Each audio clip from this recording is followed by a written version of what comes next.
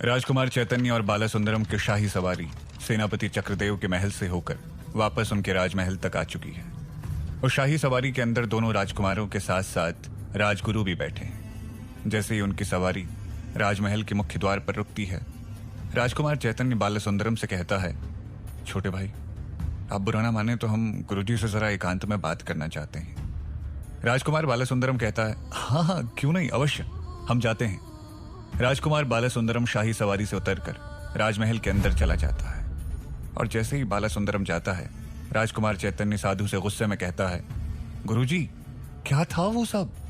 साधु पूछता है, और जो सेनापति चक्रदेव के महल में हमारी उनकी बेटी के साथ बहस हुई, वो क्या तुम उस विषय में पूछ रहे हो? राजकुमार कहता है, तो और किस विषय में पूछूंगा? मैं आपको किस लिए ले गया था वहां? सिर्फ ये पता लगाने के लिए कि उसके पास कोई जादुई शक्ति है या नहीं। आप तो उसके साथ प्रतियोगिता ही करने लगे। साधु जवाब देता है, क्या तुमने देखा नहीं वो किस तरह से बात कर रही थी हमसे? ये कोई तरीका है किसी सिद्ध पुरुष से बात करने का? हमारे स्वाभिमान को ठेस पहुंचाई है उसने। तुम देखना उसकी अक्ल कैसे ठिकाने लाते हैं हम। राजकुमार चैतन्य हाथ जोड़ते हुए कहता है, मुझे माफ करिए गुरुजी, लेकिन यदि आप इस प्रतियोगिता में उससे हार गए तो क्या आपको पता है आपके स्वाभिमान का क्या होगा? साधु कहता है, असंभव, हम उस बच्ची से हारेंगे। राजकुमार चैतन्य खुद भी एक विद्यार्थी की तरह ज्ञान की बहुत सारी किताबें पढ़ते रहता है और इसीलिए वो साधु से सवाल करता है, गुरुजी, इंसान के शरीर में कितनी हड्डियां होती हैं? साधु जवाब देता है, क्यों, अब इस बात पर इन सब का क्या लेना देना? राजकुमार कहता है, आप बताइए तो सही। साधु कहता है, हमें नहीं पता। राजकुमार चैतन्य जवाब देता है, इसीलिए कह रहा हूं गुरुजी कि आपने जो इतने आराम से शास्त्रार्थ को चुनौती दे दी है, उससे सिर्फ एक ऐसा सवाल करना होगा जिसका उत्तर आपको पता नहीं तो आपके सालों के बनाए हुए इस रुतबे को शिरीन एक ही पल में मिट्टी में मिला देगी। तब आपके स्वाभिमान का क्या होगा? साधु सोच में पड़ जाता है। राजकुमार चैतन्य शाही सवारी से उतरता है और चालक को कहता है, जाओ, गुरुजी को उनके गंतव्य तक छोड़ कर आओ। राजकुमार चैतन्य साधु को प्रणाम करता है और राजमहल के अंदर चला जाता है। शनाया अपने कक्ष में ढेर सारी किताबों के बीच बैठी थी। उसने सेवकों को कहकर महल के पुस्तक संग्रह में से हर एक विषय की 2-2 किताबें मंगवा ली थी, ताकि वो अगले दिन उसके और साधु के बीच होने वाले शास्त्रार्थ के लिए खूब अच्छे से तैयारी कर पाए। लेकिन एक रात में ही शनाया के लिए इतनी सारी किताबें पढ़ना नामुमकिन था, इसलिए वो सिर्फ उन किताबों के ऊपर के कवर को देखकर अनुमान लगा रही थी कि उसे कौन सी पढ़नी चाहिए और कौन सी नहीं। शनाया लगभग 2 घंटे में 500 से 300 किताबें रिजेक्ट कर चुकी थी और 351 नंबर की एक किताब को उठाकर उसका कवर वो देखती है, जिस पर चिकित्सा विज्ञान के अनुरूप कुछ तस्वीरें बनी हैं। शनाया उसे भी एक साइड में रखते हुए कहती है, ये भी काम की नहीं लगती। तभी जड़ी बूटी शनाया से कहती है, ऐसे ही किताबें चुनते चुनते सुबह हो जाएगी, फिर मुंह की खाएगी उस साधु के सामने। शनाया चिढ़कर जवाब देती है, तुझे क्या लेना देना? तूने तो मदद करने से मना कर दिया ना, तो तू चुपचाप बैठ, मैं कर लूंगी जैसे भी करना है। शनाया जड़ी बूटी से इस समय चिढ़ी हुई है। जब से उसने शनाया को कहा था, देख मैं तेरी तभी मदद करूंगी जब तू सच में किसी मुसीबत में होगी, ऐसे तू किसी से भी पंगे लेती रहेगी तो मैं हर चीज में तेरा साथ नहीं दूंगी। जड़ी बूटी का फैसला इतना अटल था कि वो शनाया की इस धमकी पर भी नहीं मानी कि वो उसे उद्योग भवन में ले जाकर नीलाम कर देगी। शायद जड़ी बूटी को भी समझ आ गया था कि शनाया केवल उसे डराने के लिए धमकियां देती रहती है। शनाया किताब को चुनते चुनते थक जाती है। आधी रात का समय बीत जाता है और आखिरकार हार मानकर खुद ही कहती है, शायद गलत पंगा ले लिया उस साधु से। जड़ी बूटी कहती है, मैं तो कब से कह रही थी, तू सुनती कहाँ है? शनाया जवाब देती है, हाँ तो तुझे बचाने के लिए पंगा लिया, एहसान फरामोश, वो अंगूठी लेकर पहन ही लेनी चाहिए थी मुझे। जड़ी बूटी कहती है, मैं जानती हूँ कि तूने मेरे लिए किया था ऐसा, मैं तो बस यही कह रही थी कि, और बस इतना कहकर जड़ी बूटी शांत हो जाती है। शनाया जड़ी बूटी से कहती है, अब क्या हुआ, बोल ना। लेकिन जड़ी बूटी अब भी शांत रहती है। शनाया दोबारा कहती है, अरे क्या हुआ, बोल ना। लेकिन जड़ी बूटी को तो जैसे कोई सांप सूख गया हो। शनाया जड़ी बूटी को हाथ में लेती है और कहती है, ओए तू कुछ बोल क्यों नहीं रही? शनाया जड़ी बूटी को हाथ में लिए काफी देर तक उसके जवाब का इंतजार करती रहती है और आखिरकार शनाया को एहसास होता है कि न सिर्फ जड़ी बूटी शांत है, उसके आसपास का वातावरण भी जैसे एकदम शांत हो गया हो। कक्ष के बाहर से भी अमूमन जो धीमी धीमी सेवकों के काम करने या चहलकदमी की आवाजें आया करती थी, वो भी एकदम शांत हो चुकी हैं।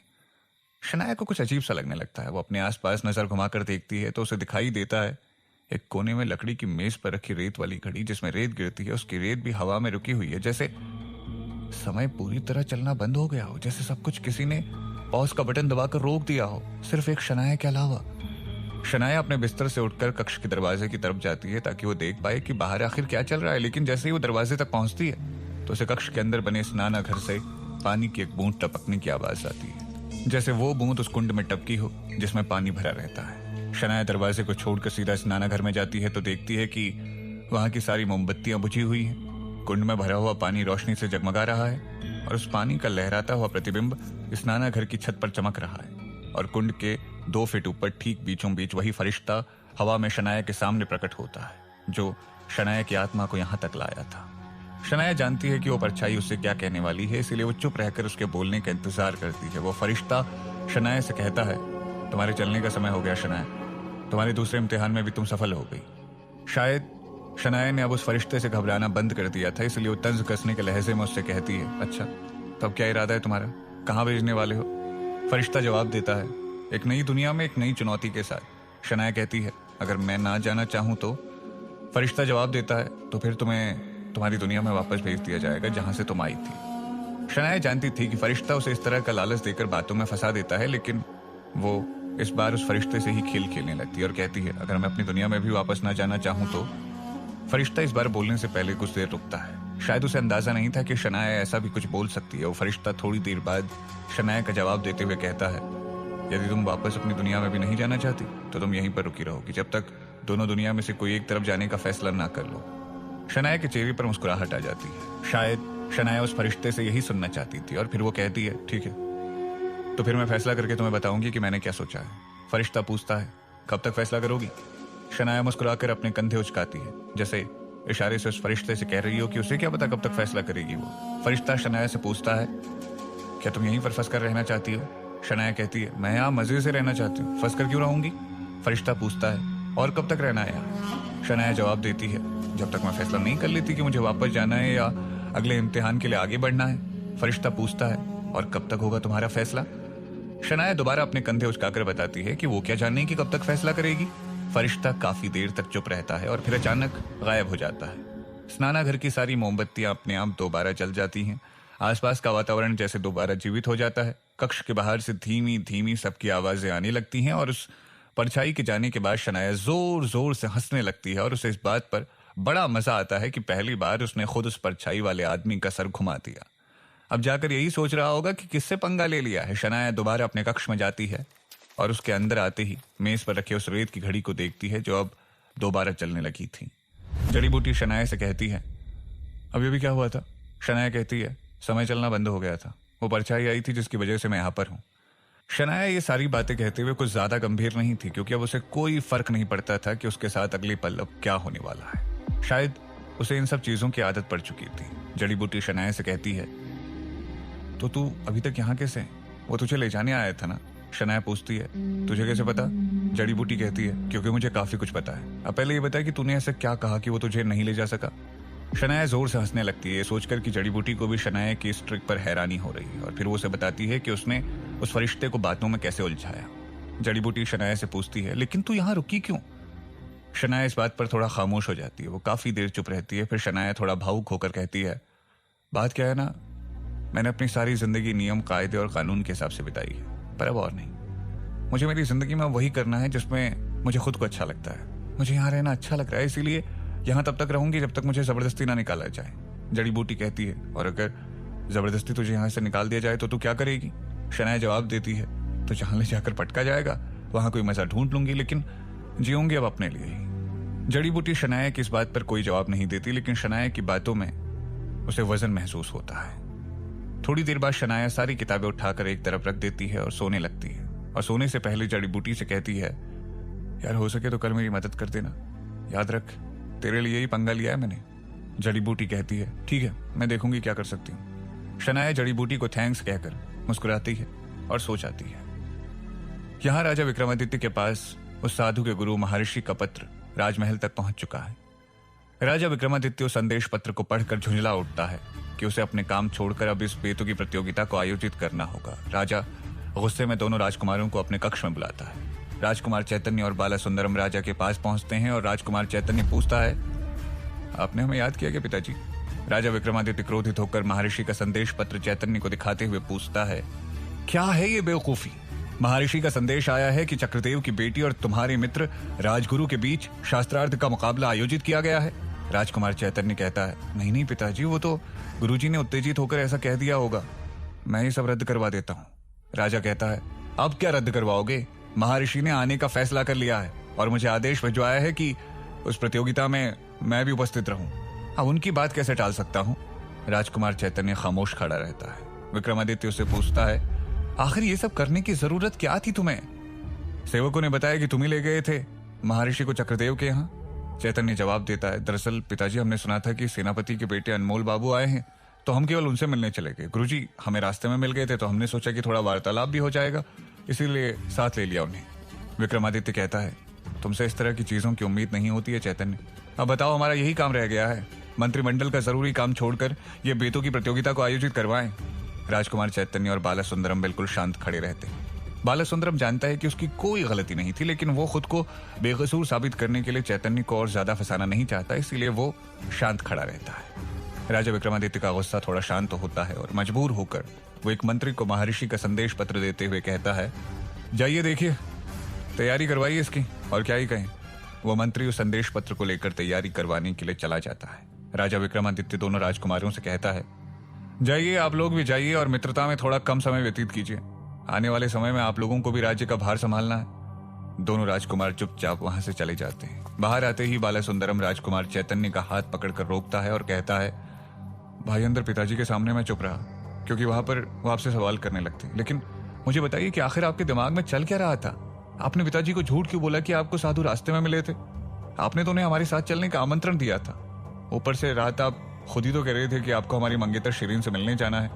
राजकुमार चैतन्य कहता है, मैं सच कह रहा हूँ छोटे भाई, मैं केवल ऐसे ही मिलना चाहता था, और मैं गुरुजी को तो साथ इसीलिए ले गया था क्योंकि वो भी सेनापति से मिलना चाहते थे। मैंने सोचा इसी अवसर पर उन्हें भी साथ ले चलूं, लेकिन पिताजी के सामने इसीलिए नहीं बताया क्योंकि वो कहते कि बिना उनकी आज्ञा के उनके सेनापति से मिलवाने क्यों ले गया मैं किसी को। राजकुमार बाला सुंदरम चैतन्य की बात से पूरी तरह संतुष्ट नहीं होता और बिना कुछ कहे वहां से चला जाता है। क्या राजकुमार बाला सुंदरम जान पाएगा कि शिरीन और राजकुमार चैतन्य के बीच क्या चल रहा है? क्या शनाया इस प्रतियोगिता को जीत पाएगी? क्या फरिश्ते का अचानक शनाया के सामने आना किसी तूफान का संदेश तो नहीं? जानने के लिए सुनते रहिए एक थी शिरीन, सिर्फ पॉकेट एफएम पर। अगले दिन शनाया और राजगुरु के बीच प्रतियोगिता का दिन था। सेनापति चक्रदेव अपने पूरे परिवार के साथ राजा विक्रमादित्य के राजमहल के लिए निकलते हैं। चक्रदेव का सारा परिवार एक ही सवारी के अंदर जाता है क्योंकि सेनापति चक्रदेव को अपने परिवार की एकता का प्रदर्शन करना अच्छा लगता था। लेकिन चक्रदेव के अलावा परिवार का कोई भी सदस्य इस बात से खुश नहीं था कि उन्हें एक ही सवारी के अंदर उस शिरीन के साथ बैठकर जाना पड़ रहा है, जिसने राजगुरु को चुनौती देकर परिवार का नाम खराब किया है। इस बात पर चक्रदेव भी शनाया से नाराज था, लेकिन उसका मानना था कि परिवार के अंदर एक दूसरे से जो भी मनमुटाव है वो किसी बाहर वाले को नहीं दिखाई देना चाहिए। सेनापति की शाही सवारी राजमहल के बाहर आकर रुकती है। मुख्य द्वार पर ही सेनापति और उसके परिवार के स्वागत के लिए दोनों राजकुमार पहले से ही वहां मौजूद हैं। चक्रदेव घोड़ा गाड़ी से नीचे उतरता है। उसके पीछे उसकी पत्नी शकुंतला देवी, बड़ी बेटी अभिलाषा, इकलौता भाई अनमोल, छोटी बेटी चतुरा और फिर उसके बाद शनाया उतरती है। दोनों राजकुमार सभी को प्रणाम करते हैं और राजकुमार चैतन्य कहता है, आशा करते हैं आपको कोई तकलीफ नहीं हुई होगी सेनापति जी। चक्रदेव जवाब देता है, जी बिल्कुल नहीं राजकुमार। महाराज कैसे हैं? राजकुमार चैतन्य जवाब देता है, बस आपका इंतजार हो रहा है, बाकी सभी लोग आ चुके हैं। दोनों राजकुमार चक्रदेव और उसके परिवार को लेकर राजमहल के अंदर जाते हैं।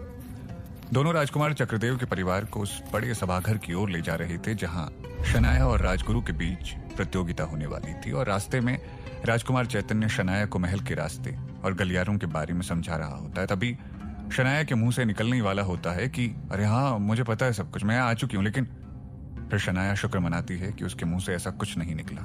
जैसे ही चक्रदेव का परिवार सभाघर में दाखिल होता है, शनाया देखती है कि एक कतार से दाईं और बाईं तरफ राजा के सभी मंत्रीगण और बड़े अधिकारी बैठे हैं, और सबसे अंत में दो बड़ी कुर्सियां लगी हैं, जिसमें से एक पर राजा विक्रमादित्य बैठा है और दूसरे पर एक साधु संत जैसा दिखने वाला कोई व्यक्ति बैठा है, जिसके चेहरे पर हल्की सी मुस्कान है और राजा से बातें कर रहा है। राजा विक्रमादित्य भी उस साधु से बड़े सम्मान के साथ बात बात पर सर हिलाकर बातें किए जा रहे हैं, जैसे वो साधु कोई बहुत ही महत्वपूर्ण इंसान हो। शनाया समझ जाती है कि ये महर्षि ही है। राजा और महर्षि की कुर्सी के आगे ठीक 2 मीटर की दूरी पर जमीन से 1 फीट ऊंचे 2 चबूतरे आमने सामने बने हैं, जिनमें से एक चबूतरे पर राजगुरु बैठे हैं। शनाया समझ जाती है कि उसके सामने बना दूसरा चबूतरा उसी के लिए ही खाली है। सेनापति चक्रदेव को देखते ही राजा विक्रमादित्य खुश होकर खड़ा हो जाता है और उससे गले मिलने के लिए आगे बढ़ता है। राजा के खड़े होते ही सभागार के बाकी सारे लोग भी अपनी अपनी जगह पर तुरंत खड़े हो जाते हैं। यहाँ तक भी महर्षि भी राजा के सम्मान में अपनी कुर्सी से थोड़ी देर के लिए उठ जाते हैं। राजा विक्रमादित्य चक्रदेव को गले लगाता है और परिवार के बाकी सारे सदस्यों को भी प्रणाम करके सम्मान देता है। चक्रदेव विक्रमादित्य से कहता है, क्षमा कर दीजिए महाराज, मेरी बेटी की वजह से आपको एक कष्ट उठाना पड़ रहा है। इसकी नासमझी के लिए मैं बेहद शर्मिंदा हूं। हो सके तो उस नादान को क्षमा कर दे महाराज। शनाया को यह सुनकर बुरा लगता है कि चक्रदेव उसकी गलती के लिए हाथ जोड़े राजा से माफी मांग रहा है, लेकिन वो कुछ कह नहीं पाती। राजा विक्रमादित्य कहता है, अब जो हो गया सो हो गया, उसे हम टाल नहीं सकते। अभी प्रतियोगिता पर ध्यान दीजिए और इसका आनंद लीजिए। हार जीत चाहे जिसकी भी हो, हर खेल और प्रतियोगिता में हमें कुछ न कुछ सीखने को मिलता है, जिसे हम अपने जीवन में भी अमल में ला सकते हैं। विक्रमादित्य शनाया को शुभकामनाएं देते हुए कहता है, शिरीन बेटी, आप महर्षि से पहले कभी नहीं मिली होंगी, जाइए उनका आशीर्वाद ले लीजिए। शनाया महर्षि की तरफ बढ़ती है। राजा विक्रमादित्य भी अपनी कुर्सी ग्रहण करता है। सभा में बाकी सारे मंत्री भी अपनी अपनी जगह पर बैठ जाते हैं और सेनापति चक्रदेव अपने परिवार के साथ दाईं तरफ की कतार में बैठ जाता है, जो शनाया के पक्ष की है। शनाया आगे बढ़कर महर्षि के पास जाती है और महर्षि उसे गौर से मुस्कुराते हुए देखने लगते हैं। शनाया को अभी समझ में नहीं आ रहा था कि राजगुरु की तरह यह महर्षि भी ढोंगी है या फिर क्या यह साधु सच में इतना महान है जितना यहाँ के लोग उसे समझ रहे हैं। महर्षि शनाया के करीब आते ही उसे रुकने को कहते हैं और उसे समझाते हैं कि पैर केवल तभी छूने चाहिए जब इंसान को अंदर से आवाज आए कि उसे आशीर्वाद लेना है। शनाया को हैरानी होती है कि साधु महर्षि ने आखिर उसके मन की बात कैसे पढ़ ली थी। शनाया पीछे हटकर अपने लिए बनाए गए खाली चबूतरे पर जाकर बैठ जाती है। सभी शांत हो जाते हैं और फिर सभागार के अंदर दो सेवक उस अंगूठी को लेकर आते हैं जिसके ऊपर ये सारा विवाद खड़ा हुआ था। वही नीले रंग के पत्थर वाली अंगूठी जिसे शनाया ने लेने से इनकार कर दिया था। उस अंगूठी को लाकर दोनों प्रतिद्वंदियों के बीच रख दिया जाता है और फिर सेवक सभी के सामने इस मुद्दे को विस्तार से समझाता है कि किस तरह से राजगुरु ने सेनापति की बेटी को एक अंगूठी भेंट करना चाहा, लेकिन शिरीन ने उन पर यह आरोप लगाया कि एक ढोंगी है और अंततः दोनों के पीछे तय हुआ कि वो एक दूसरे की बात को गलत साबित करके दिखाएंगे।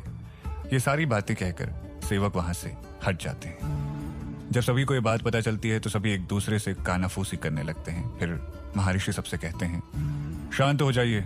और फिर महर्षि शनाया से पूछते हैं, क्या ये सच है? क्या शब्दशः ऐसा ही हुआ था बेटी शिरीन? क्या आपने राजगुरु को यह कहा था कि वो ढोंगी है और उन्हें किसी तरह की कोई तांत्रिक विद्या का ज्ञान नहीं? शनाया अपनी बात को स्वीकार करते हुए कहती है, जी हाँ महर्षि, मैंने ऐसा कहा था। महर्षि बहुत ही शांत लहजे में और प्यार से दोबारा पूछते हैं, क्या राजगुरु ने बताया था कि उन्होंने तंत्र विद्या कहां से सीखी है? शनाया जवाब देती है, नहीं, लेकिन मुझे पता था कि उनके गुरु आप हैं और वो अपनी सारी विद्याएं आपसे ही सीख कर आए हैं। महर्षि पूछते हैं, लेकिन फिर भी आपने उन्हें ऐसा कहा? शनाया बेबाकी से जवाब देती है, जी हाँ। और शनाया के कहते ही सभा में दोबारा से सब एक दूसरे के कान में कानाफूसी करने लगते हैं, जैसे शनाया ने कुछ ऐसा कह दिया हो जो बहुत ही चिंताजनक हो। राजा विक्रमादित्य भी शनाया की इस बात पे थोड़ा अजीब महसूस करते हैं और महर्षि से नजरें मिलाने में उन्हें दिक्कत होने लगती है, लेकिन महर्षि के चेहरे पर कोई शिकन नहीं आती। वो केवल मुस्कुराते हुए आगे पूछते हैं, ठीक है, अब ये बताइए कि आप दोनों के बीच में जीत या हार होने पर क्या करने की शर्त लगी है? तभी राज्य का राजगुरु कहता है, गुरुजी, यदि हम में से कोई हारा तो हारने वाला जीतने वाले के पैर छूकर क्षमा मांगेगा और इस बात को सबके सामने मानने के लिए बाध्य होगा कि वो गलत था। महर्षि बिना कुछ कहे कुछ सोचते हैं और सर हिलाते हुए राजा की तरफ देखते हैं। राजा विक्रमादित्य महर्षि से पूछता है, क्या हम शास्त्रार्थ शुरू कर सकते हैं महर्षि? महर्षि हाँ में सर हिलाकर इशारा करते हैं और फिर राजा सेवक को इशारा करता है, जो बुलंद आवाज में मुकाबले का नियम समझाते हुए मुकाबला शुरू करवाता है। सेवक ऊंची आवाज में कहता है, यह शास्त्रार्थ हमारे माननीय राजगुरु और सेनापति चक्रदेव की बेटी शिरीन के बीच होने जा रहा है। इस शास्त्रार्थ में चुनौती देने वाली सेनापति की बेटी शिरीन माननीय राजगुरु से केवल 5 सवाल करेगी। यदि राजगुरु उन सारे सवालों का ठीक जवाब दे पाते हैं तो वो विजेता घोषित होंगे। यदि वो शिरीन के प्रश्नों का उत्तर नहीं दे पाते हैं तो राजगुरु ये चुनौती हार जाएंगे। यदि उन प्रश्नों के जवाब में से कोई ऐसा जवाब निकलता है जो स्पष्ट रूप से सही या गलत साबित नहीं किया जा सकता तो उसका प्रमाण प्रतिद्वंदी खुद अपनी तरफ से देंगे और जो भी अपने उत्तर को सही करने का ठीक प्रमाण दे पाएगा वो प्रश्न उसके खाते में लिख दिया जाएगा। प्रतियोगिता समाप्त होने पर जिसके पक्ष में ज्यादा प्रश्नों के उत्तर होंगे विजेता उसे ही घोषित किया जाएगा। और ये कहकर वो सेवक पीछे हट जाता है। महर्षि कहते हैं, प्रतियोगिता आरंभ की जाए। और फिर राजगुरु शनाया से कहता है, पूछो लड़की, क्या प्रश्न है तुम्हारे? शनाया जानती है कि वो ऐसा कोई सवाल नहीं कर सकती जिसका जवाब साधु को पता ना हो, क्योंकि एक रात के अंदर आखिर वो कितनी ही किताबें पढ़ पाती, और इस साधु ने तो न जाने कितनी किताबें अपने पूरे जीवन काल में पढ़ी होंगी। शनाया काफी देर तक सोचने की कोशिश करती है कि वो साधु से ऐसा क्या पूछ ले जिसका जवाब उसे पता ही ना हो, और न जाने क्यों शनाया के मुंह से सवाल निकल जाता है, बताओ दुनिया में पहले मुर्गी आई या अंडा?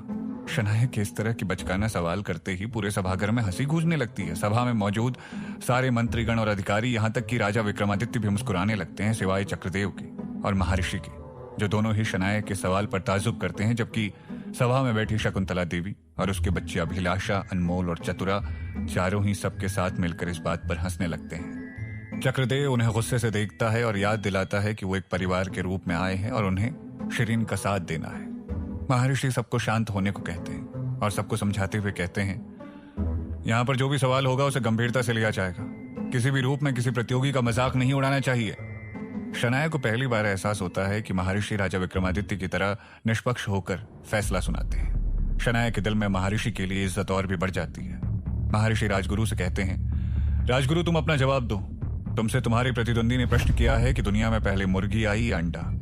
राजगुरु सोचते हुए कहता है, अवश्य गुरुजी, दरअसल ये एक विरोधाभास प्रश्न की श्रेणी में आता है।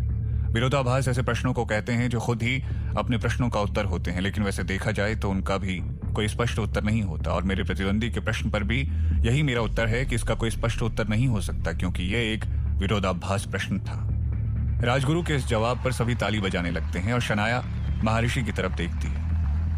महर्षि सभा की तरफ देखकर सबसे पूछते हैं, जो लोग राजगुरु के उत्तर के पक्ष में हैं अपना हाथ उठाइए।